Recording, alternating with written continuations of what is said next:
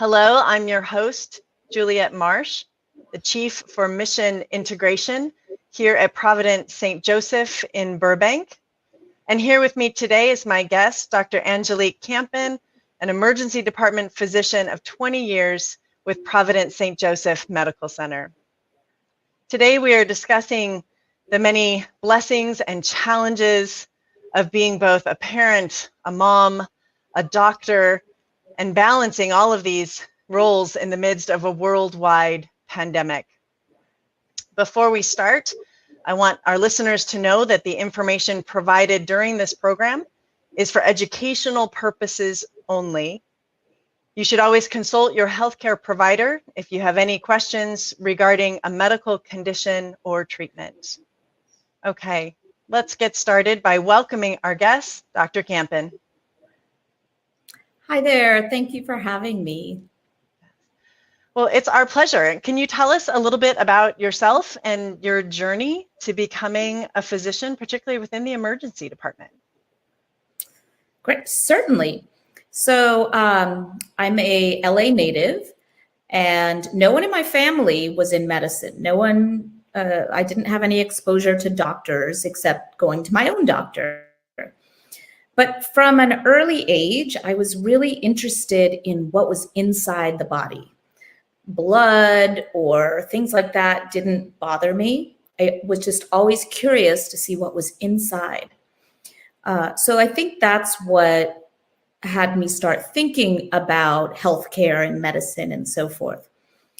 And probably another instrumental event that helped me choose going into medicine was my dad's mom, my grandma, had a stroke. And back then, there was really nothing you could do for a stroke except supportive care. And she was really affected by it. And the helplessness that my dad felt in not being able to do anything for her, the changes it had in her life, because she was paralyzed on one side, it really made me feel like I wanted to do something to help. So I decided to go to medical school. I set out to go to medical school to be a surgeon because, like I said, I liked blood and gore and the insides. But when I did my rotation in emergency medicine, I felt like I was at home. To me, that was my true idea of a doctor, the one that comes to you at greatest need. I loved the interaction that you had with your patients, and it was just the most intriguing to me. And so that's how I became an emergency room doctor. That's wonderful. Thank you. In addition to your grandmother, then, can you tell us a little bit about other women in your life who may have continued to inspire you to become a physician, and more specifically, that energy and that draw in the emergency room? So I was a little kid in the 70s. And then there was still some stereotype that men were doctors and women were nurses. So when I was little, in kindergarten, I have this picture that says, when I grow up, I want to be a nurse. And my mother, thinking that was would be very proud for me to be a nurse, also wanted me to know, though, that, honey, if you want to be a doctor, you can do that as well. And I said, really? I can do that? She said, yeah, you can do anything you want. And so from then on out, I said, okay, I think I want to be a doctor. So I would say my mom had a huge impact on that. Wow, that's really powerful. Thank you. We are honoring and celebrating Women's History Month. So I'm curious to know if you could tell us about some of the historical women that have also inspired you and who you most admire. I don't think I could nail it down to just one woman. I am thankful for every woman physician that came before me, because each of them has helped shape their colleagues, the impressions that people have on women physicians,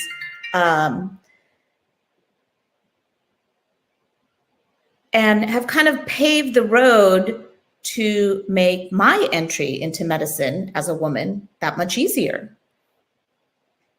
You know, I'm actually really grateful to hear you say that. I am named after a woman who went to medical school 100 years ago. And her first name was Julie and her middle name was Etta. And Dr. Julie delivered my mom, who is 80. And so to think of those women that have gone before you, I'm grateful to hear you, that you stand on the shoulders of so many. Could you also share with us a little bit about advice then that you might give to other parents and mothers who are entering the healthcare field or who are open to the possibility of welcoming children as their careers continue to develop? So, you know, it's a long road to become a doctor. You really do sacrifice your 20s. And that's a little daunting at first because it's very important to me to have a family and I wanted to be a mom.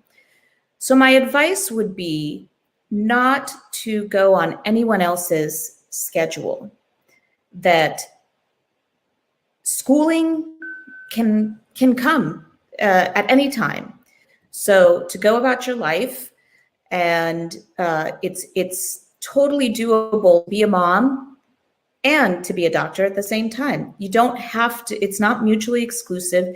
You don't have to wait till you're finished with medical school residency to have children. That's what I did because that's what was encouraged of me. But looking back, there's no reason that if the time had been right earlier that I have a child, that I couldn't have done it. So that is my advice to people, is that you can make your own path. And what about thinking about younger women and young girls? I have 3 daughters entrusted to my care. What advice would you offer to them? Well, I would suggest that you really embrace the fact that you are a woman and you don't. I felt a lot of pressure early on when I was applying to medical school to almost take on some more manly characteristics. But that's not me. I am a feminine woman. Not everyone is, but that's what describes me. And I think that quality helps me be a better doctor. Because that is me, to embrace that and not try to change who you are, but to take what is you and take the best parts of it and put it towards what you're doing. Are there particular challenges that you could share with us that you faced as a female physician working in the emergency room? Well, in the beginning, I don't look the stereotypical part. I have kind of crazy curly hair. It is my custom to wear makeup. And so I didn't look the typical part. And it was a little bit more challenging to earn the respect and have a good rapport with my patients. But that's who I am. And so rather than try to change that, I simply embraced it and found that when I didn't fight that and I used it to my benefit, it helped me be a better doctor. Warm, nurturing, caring, to let those qualities show. And then as a physician, have you also encountered biases that you've experienced in your professional career? And how did you potentially manage the situation as well? So like I touched on earlier, it was important to me to be a mom, and it was also important to me to be a doctor. And advice that I got back then was to not take any time off, go straight through college, medical school, residency, and get that all completed and then be a mom. It worked out well for me. I have 3 lovely, beautiful children. But I think that's more of a personal choice. So whereas male colleagues that I had, you know, they were starting their families, I got different advice. And I don't think that has to be. And now here we are in this global pandemic with all the rich gifts that you bring to us. Amazingly, we're already at the 1-year mark, and curious to know what has been one of your greatest challenges during this pandemic. You know, it's really been quite a journey. It was an unusual time in medicine for people who are used to practicing having all the knowledge and the answer and the evidence to rely on. And I think this was the first time everyone, doctors, nurses, techs, we didn't have information. We had to use our critical thinking, get as much information on as we were going. And that's really uncomfortable to not have all the answers. So that was something we had to learn to deal with early on. And as information came out, some of it was right and some of it was not right. And trying to think critically about information that you would hear and to see if it applied to your practice or not. The other thing that was a challenge is because we didn't know much about coronavirus when it first started, it was scary. It was scary to get dressed and go to work and not know if I was going to get sick, if I was going to bring it home to my family. That was very scary. But fortunately, with time and with using my head and being careful and being focused on protecting myself and keeping my hands clean and wearing a mask and wearing my protective gear, I never got sick. And as time went on, I got more and more confidence in my ability to keep myself safe. Well, I feel like I've just had a glimpse at your world and can only imagine in some ways the complexities of being a physician in the emergency room during this time. And I'm curious if you'd share with us how you then balanced your own vocation and call to this role and your other challenges of being a whole person and being part of your family during this pandemic. So as you can imagine, during the height of the pandemic, it was very, very busy. We had more patients than we had hours in the day to take care of them. So my attention, my time was very precious. And having to balance that, that's my obligation, that's what I'm supposed to do with, for example, having my child call me and say, "Mom, I have a question for you," and not being able to answer at that time. I had to remember to remind my children of their importance to me and help just rather than hide what I was doing at work, share with them what's going on, and that while I'm there, I'm thinking about them. And I'm doing my part to help keep them safe, their grandparents safe, their friends safe, and just remind them their importance, even though I couldn't give them the, at that time, attention that they wanted. Well, I think you're modeling for us, right? That the work that we do is also important, and you're modeling that for your children as well. So your being and bringing your whole self helps to remind them in many different ways. And it's so important to us, though, to also be attentive to our own self-care. So are there some practices that you have that you've found to be really important for your own self-care during this time? I did. I found that we are human, we are not machines. And so to the best way that I can be a good caretaker and take care of others is to be healthy myself. And that I needed to make sure I was doing the basics. I was getting enough sleep. I was eating. I was taking my vitamins. I was keeping myself healthy. Because there's a lot of physicians that, I guess the word would be very selfless, and they just want to work till they have nothing left to give to help people. But you have to be healthy yourself to be an effective, attentive caregiver.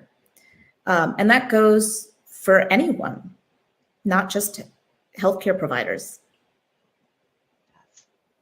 Absolutely. So as a healthcare provider now, how have things changed in your practice of medicine just since the beginning of the pandemic? So fortunately, we seem to be improving right now. We are getting back to semi-normalcy in the ER. We have a lot more information and science behind what we're doing. But one thing that's changed that is in keeping others safe, there has not been a lot of visitors in the ER or in the hospital. So the healthcare professionals have had to kind of step into that role as well. So not only are we doing the healthcare and the treatment, but we're giving the emotional support as well.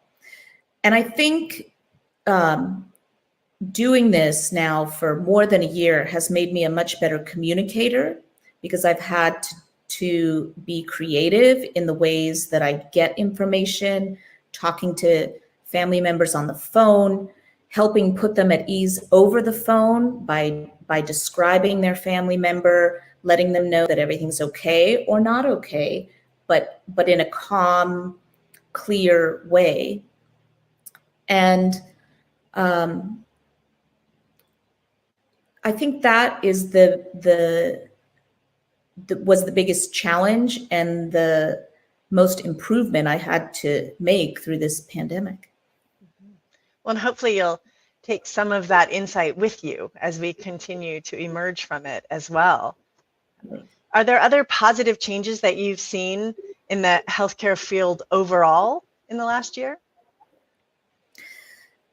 So it was so heartwarming to see how the world really embraced the frontline providers. The meals that were delivered to us, the kind words, the nice cards, it really helped to energize all of us and remind us why we do what we do. And I can speak for everyone in my department. We really were thankful for every effort that non-healthcare professionals did to try to help us, big or small. It really made a difference. You know, there is something really beautiful in that, right? Feeling so powerless and yet wanting to support. So we've seen that. Small things, like you said, even a meal or a gesture reminds us that we are not alone. Yes. Well, we know now that also there are people who are still concerned about receiving the COVID-19 vaccine. And I'm hoping that you could share with our listeners some insights for those that are still having some reservations. So I have a lot to say about that. Good. First of all, as evidence, just to watch the entire, it seems like the whole healthcare community really band together to go get the vaccine themselves. We were the first ones to really get the vaccine. I think that showed doctors, nurses, just people in healthcare, how much we believed in the science behind it, and how we recognized that it was important to do something to protect ourselves. I can understand how people would be concerned about the vaccine. There's thought that it's a novel treatment, that they just came up with it so quickly. At first, I was a bit skeptical as well, thinking about a vaccine coming to market in record time. But as I used my critical thinking and looked into the science behind it, I was able to realize that the type of vaccine it was, this mRNA vaccine, has been around for many, many years, and was almost just waiting for an opportunity like this to slip in the right protein sequence and create a vaccine quickly and safely for something like this. So even though it seemed like it came to market quickly, it is a science that's been around for a long time. So that's the best argument I can give people to have them feel comfortable with getting the vaccine. And now from your lens, what does the future of healthcare look like? Well, I think that through this whole pandemic, we've seen that we need to cooperate. Everyone needs to cooperate. Doctors all in Los Angeles, doctors all in California, in the US, countries to other countries, in helping to share science, share information for the betterment of healthcare. That's really how we got on top of taking care of patients, is learning from each other. And the medical chat boards that came up where information was freely shared was fantastic. And I hope that continues in the science of healthcare. I think this also shows us that there's no predicting. I have no idea what the next medical breakthrough is going to be. I have no idea what the next disease coming down the pike is going to be. But I do know one thing, and it's what we see in all the history of what we've been doing in the emergency department, like with stroke care, with infection care, such as coronavirus, with heart attack care. The future of treating people's health is going to be faster, closer, and at the bedside. That's really the one prediction I can tell you. Getting treatments to patients more quickly, and that's helped us in designing our physical layout of how we deliver care. Like at Providence St. Joseph, we're building a new emergency department and urgent care, and we used that idea to help try to design the space, that because we can't predict what new treatment will be coming, but we can design a space that can accommodate that by having bigger rooms and allowing quicker movement and so forth. Well, thank you, Dr. Campen, for sharing your professional journey, your insight, and your personal journey as well, and for joining us today on Providence Cares. And thank you to everyone for listening.